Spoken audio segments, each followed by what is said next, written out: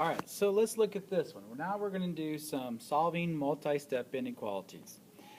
This is a continuation of Chapter 3, Section 4 in the book. And again, we're going to solve inequalities that contain more than one operation. So a lot of this is going to look like, say, the solving multi-step inequalities that you saw on the last test. But those were equations, so now we're going to do inequalities. Okay, so we're going to do this. We're going to solve inequalities that contain more than one operation, and we're going to see how we should do this. And again, try to see how this looks similar to what we did before. So let's do a quick reminder. When we're trying to solve a multi-step, there's two things that we're looking at. And in those two things we have, or let's say two major topics, we have some subtopics. So like we want to simplify first, and if we simplify, we're hoping to distribute, then maybe combine like terms. And notice, those occur on one side. You do not do this on both sides. And stick to like maybe working on one side. I think that's a key for some of y'all that did poorly on the test with something that you did. On inverse, you add or subtract, then multiply or divide. And again, that's something you do on both sides. So like if you put -3 on one side, you got to put it on the other side. Okay? So let's hope we'll understand that. Let's look at an example. Here I have 3 plus 2, parentheses, x plus 4, close parentheses, greater than 3. Okay, so I see the parentheses. What does the parentheses tell me to do? It means distribute. And what does distribute mean? It means to multiply.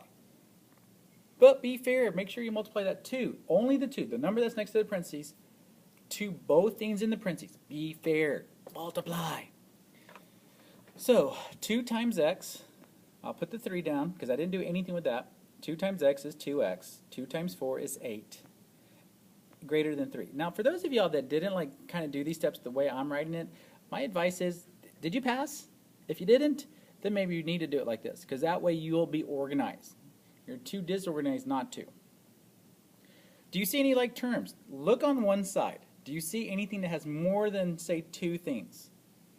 Oh, yes, I do. Oh, look, on that side, on the left-hand side, I've got a 3 and an 8. 3 plus 8 is 11. Yay! And bring down the 2x. I didn't do anything with it. Greater than 3. So now I'm at my add or subtract stage. The opposite of adding 11? Subtract 11. 2x greater than -8. That 2x means 2 times x. So let's divide by 2 to get -4. And that would be an open dot, the -4, shaded to the right. And that's it. You're done. Very simple. See how easy it can be if you just go step by step. Just try to work it like that. Okay, here's another example. 12 parentheses, x minus 3, close parentheses, plus 2x is greater than 6. Okay, and again, I see parentheses, so that means I need to distribute first. So I distributed 12 times x is 12x, 12 times 3 is -36, well, 12 times -3, plus 2x is greater than 6.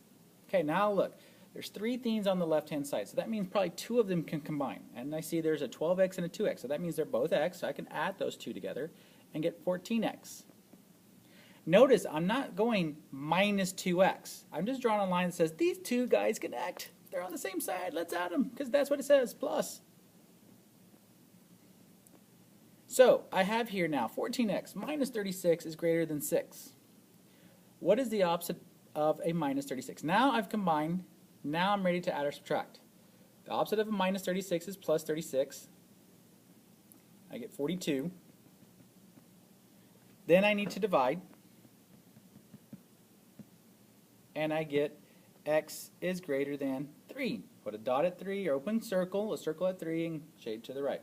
Because that's saying x is any number that is greater than 3. And going to the right are all the numbers that are greater than 3. So let's look at the next example. I purposely put this one in because this is one of those that can be super tricky. And you have to be just, a little careful so you won't mess up on it. 4 minus parentheses r minus 2, close parentheses, greater than 3 minus 5. I threw in that last bit just to throw you off a bit, so don't worry. It'll be easy. The key there is that you need to see that minus as a -1. So like think of it, so you're going to multiply by -1. So I've got the 4. I'm going to go ahead and put a plus. -1 times r is -1r. negative 1 times a negative 2, it's going to be positive 2. I got 3 minus 5. Notice I did not even work with that right side. I just worked with the parentheses.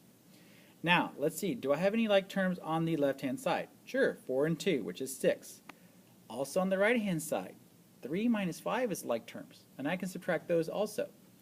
And that would give me 6 plus negative 1r is greater than negative 2. And the opposite of a plus 6, minus 6. So then that way I end up with negative 1r is greater than negative 8.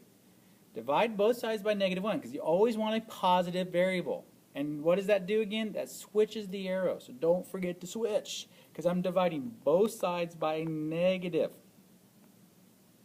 Because I'm dividing both sides by a negative, that caused the switch. So there is the positive 8.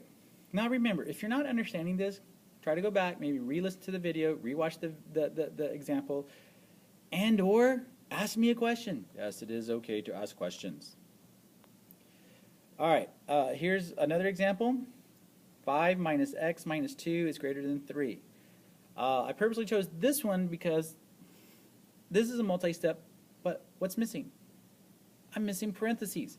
So that means I don't need to distribute. So now I go to, is there any like terms? Well, I see 3 things on that left-hand side. So I can combine the 5 minus 2, which gives me 3. So I have negative 1x plus 3 is greater than 3. Opposite of a plus, because I've now combined like terms, is subtract. You get negative 1x is less than or greater than 0. You divide by negative 1. That's not going to do anything other than change the inequality. So now you have x is less than 0, and you go ahead and put an open dot and shade to the left. So that one changed the way things get shaded. So there's that. Let me do one more example.